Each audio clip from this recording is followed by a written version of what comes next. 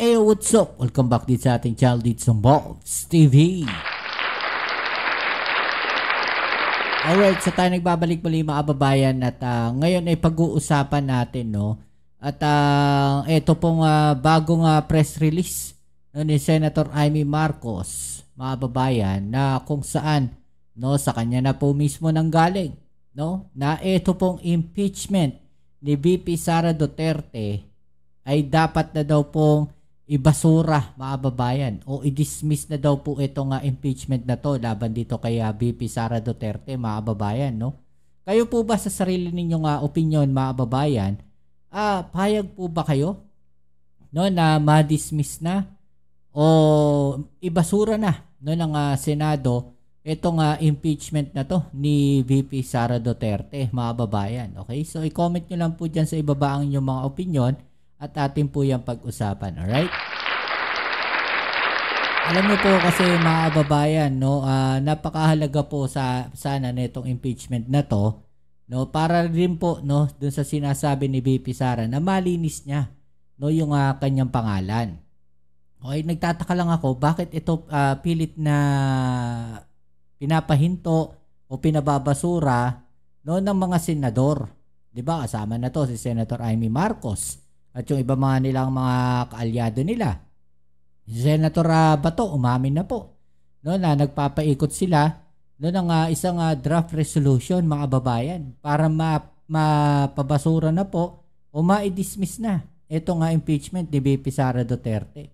Diba? Paano naman kaya yung mga kababayan natin, no, na nagtatanong, ano na mangyayari ngayon dun sa iniimbestigahan, no, na confidential funds, di ba? So paano na ngayon ang mangyayari diyan? Di ba, mga kababayan? So yan ang ating alamin ngayon at pag-uusapan. Pero syempre, bago ang lahat, please don't forget to subscribe. Paki-like na rin po ang ating video ngayon. At syempre, mag-comment po kayo dyan sa ibaba ng inyong mga opinion. At shoutouts tayo sa mga followers at bago natin mga subscribers dyan. Konti na lang, mga babayan, at magti 300,000 subscribers na pala tayo. Maraming salamat po sa inyong suporta.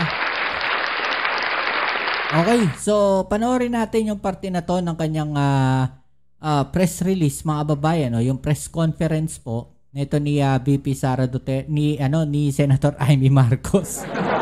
Nalilito na tuloy tayo. Okay, so tapos pag-usapan natin yan. Alright, so tara, let's go. In the meantime, may kwentuhan sa Hague, marami kayo nagte-text sa akin, ini-snub ko kasi hindi ako makarinig. Hindi ko marinig ng maigi, sinto-sinto yung aking telepono. Yung telepono ba, sinto-sinto? Yung signal, ayan na naman kayo. Iba na naman iniisip nyo, ha? Yung signal siguro, ang sinto-sinto, yung baga paputol-putol. Kayo naman, wala man ako sinabi dyan. Kayo naman. Tuloy natin. Pumunta sa The Hague para samahan ang ating Vice President sa kanyang kaarawan. At the same time, samahan ang ating mga OFW at kababayan na nagdadalamhati at nasa kulungan pa rin ang ating dating Pangulong PRRD. Kami ay dumaan sa Oman, kung saan yung mga Pilipino ay talagang sabik na makita si VP.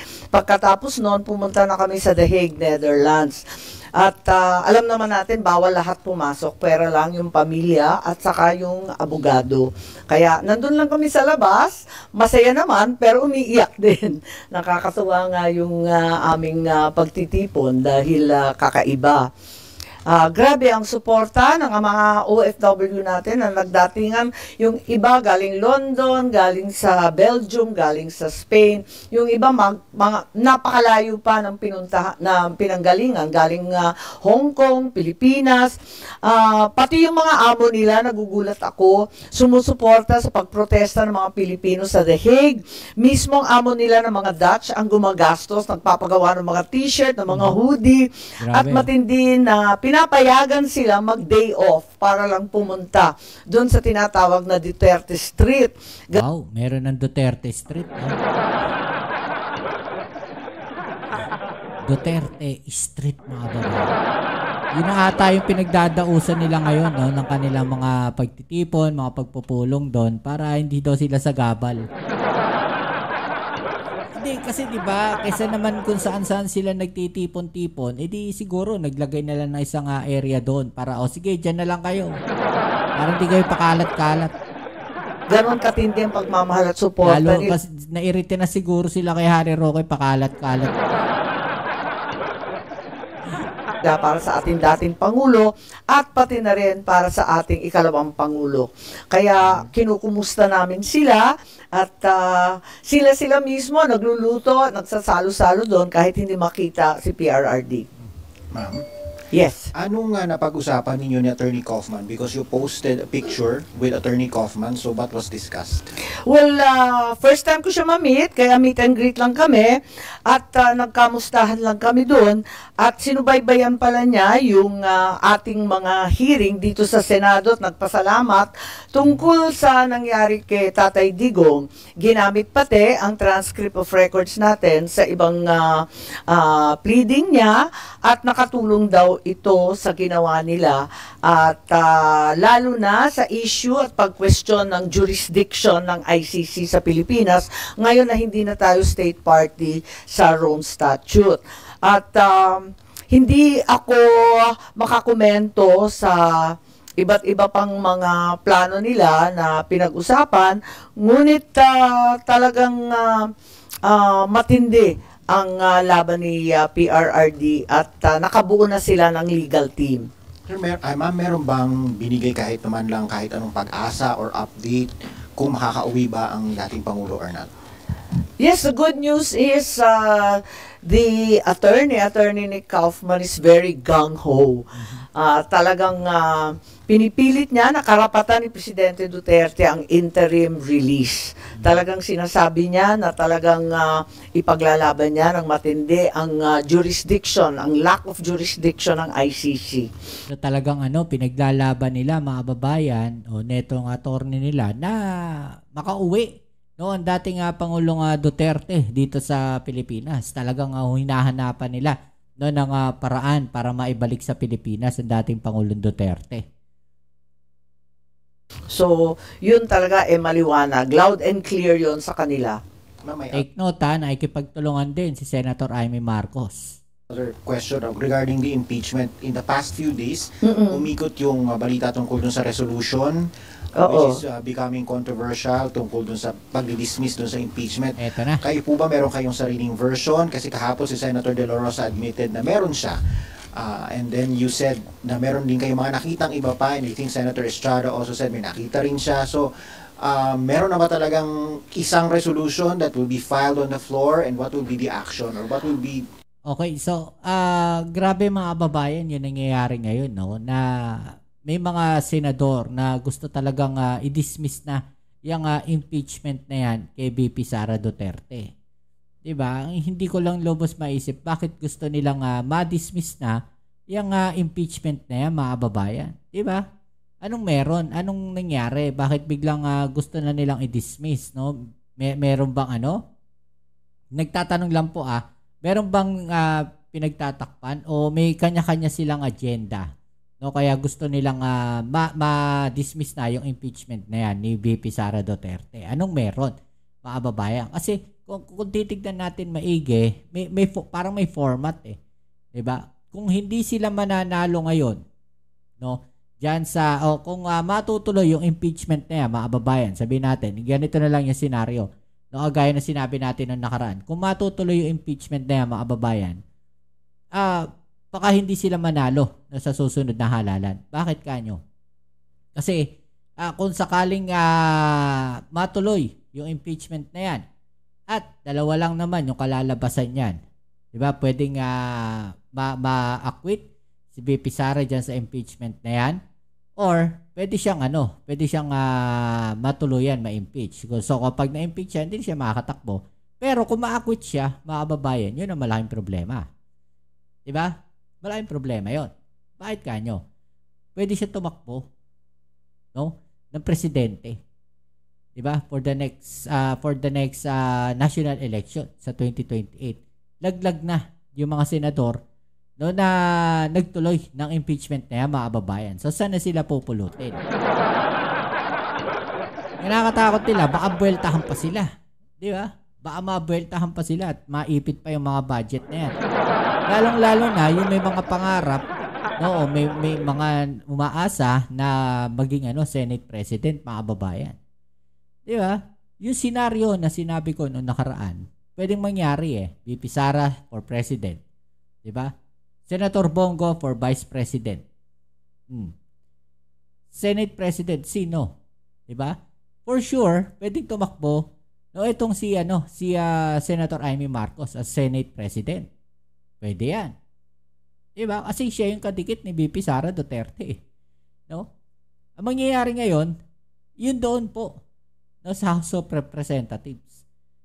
Posible rin na may Duterte na umupo dyan. So, hawak na nila ang buong gobyerno, mga kababayan. Nakakukuha nyo kung ano yung idea na sinasabi ko? No? May mga kanya-kanyang agenda. Kaya yung iba, ayaw nila matuloy yung impeachment na yan. Kaya yung iba, gusto na nilang i-dismiss yung impeachment na yan kay VP Sara Duterte. Diba? Nakukuha ninyo kung ano yung posible na mga dahilan. Kaya ganyan na lang yung kanilang pag-action ngayon. Lalong-lalo na Senator Bato de la Rosa. Diba? Umamin na siya. Diba? Pero ang tanong kasi, bakit? No? Bakit gusto ninyong i-dismiss yung impeachment na yan at ayaw ninyong matuloy? No, ayaw ba ninyong malaman kung ano yung mga isinampang kaso na yan? No, kung ano yung nilalaman ng impeachment, ayaw ninyong malaman ng sambayan ng Pilipino? Diba? Siguro karapatan din naman ng mga mamamayan o ng mga kababayan natin na malaman kung ano yung katotohanan. Diba? Dapat malaman ng sambayan ng Pilipino ano yung nilalaman ng impeachment complaint na yan. Diba? Tuloy natin to. Anong gusto niyo mangyari? Wala pa. At nagpapasalamat ako sa lahat ng senador kasi lahat ay naghahanap ng solusyon. Ako din naghahanap ng may solusyon dito sa problema natin sa impeachment. Para sa akin, personal lang, walang resolution to.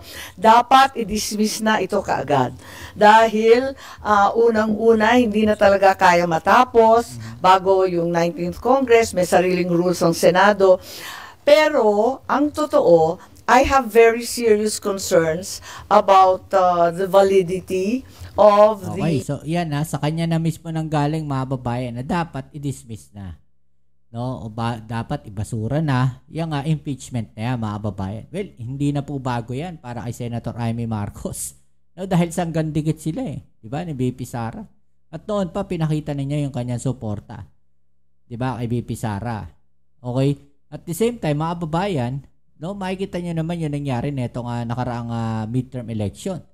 Diba? From Alyansa, bigla silang tumalon. No? Papunta dito sa lineup nila VP Sara Duterte. Diba? So, doon pa lang makikita na ninyo no? Kung nasaan talaga yung parang loyalty neto ni Senator Amy Marcos. The impeachment complaint arriving here in the Senate, maliwanag naman na ito ay napila pa noong December 2024. Pagkatapos noon, a second impeachment complaint later in December, 4 December, was also endorsed and filed in the lower house. A third impeachment complaint was also filed on the 19th. So, bale, 2nd December, 4th December, 19th December, andyan na, klaro na yung impeachment complaint na nandyan sa House. Tapos, alam naman natin yung background niyan, October 2023, marami nang nagbababala na sila ay magpapadala ng impeachment complaint. Para sa akin, dahil dito, maliwanag na hindi nila ipinadala sa amin dito sa House kaagad-agad. Bakit? Ang tanong ko.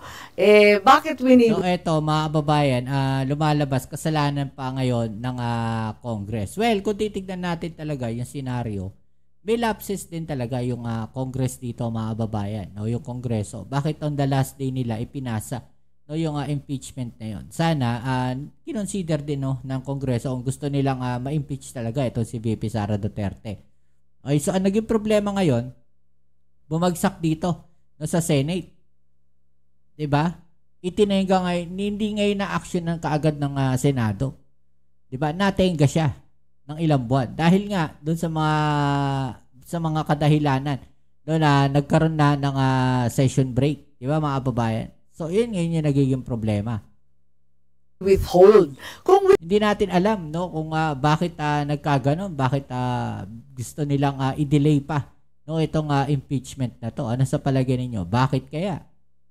Withhold nila, abay sila pala ang nagpatagal nitong lahat. Despite the lapse of 2 months, no action was taken to transmit to the Senate or refer any of the first 3 verified complaints. Only on the 5th of February, a 4th impeachment complaint was endorsed and signed and finally sent to the Senate. So, para sa akin, kinakailangan alamin kung tama rin ang ginawa ng Kongreso. Sinasabi nila dinelay ng Senado. Ang akin, teka muna, sino ba talaga ang nag-delay niyan? At ngayon, violative na of the 1-year ban on filing impeachments. Ma'am, do you think it will cross over to the 20th Congress? Hindi nga ako naniniwala dyan kasi may ruling naman, may rules ang Senado. All pending matters and proceedings shall terminate upon the expiration of 1 Congress, may be taken up by the succeeding Congress as if presented for the first time. Klaro naman sa atin, kapag nagtapos sa June 11, ang 19th Congress, dapat mag-file ulit ang House of Representatives ng panibagong articles of impeachment. So, matatapos by June 11. So, ilang araw na lang yun. Tapos, holiday pa ng June 12, mga kababayan. Diba? So, doon nagkakaproblema itong impeachment na to, mga kababayan. Kaya marami tayong mga kababayan no, na dismayado dito sa bansa natin, dito sa Pilipinas at sa ibang bansa. Diba? Dismayado sila no, sa mga nangyayari ngayon. Lalong-lalo na dyan sa impeachment na yan dahil inaasahan nga no, na malalaman ng mga kababayan natin no, kung ano ba yung impeachment complaint na yan. Diba? Ano yung kalalabasan yan? Siyempre, umaasa rin yung mga kababayan natin. Pero, kumbaga, sabi nga nila, hindi pa nag-uumpisa yung boxing, no, dinadali na yung mga boksingero. Di pa nag-uumpisa yung laban, tinatapos na kaagad, mga kababayan. Parang ganun yung nangyayari dito.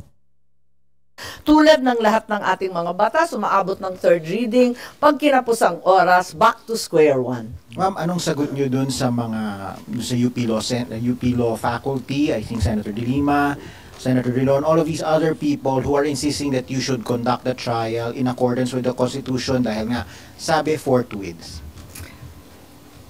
Palagay ko, mas importante sa iisang salita na forthwith, ang malawakang kapangyarihan na binibigay ng ating saligang batas sa Senado. So, sa palagay ko, maraming otoridad na nagsasabi hindi pwede at ginagalang natin sila, pero sa kabila nun, ang pinakamaliwanag, ang Senado, ang may kapangyarihan magdesisyon kung ano talaga.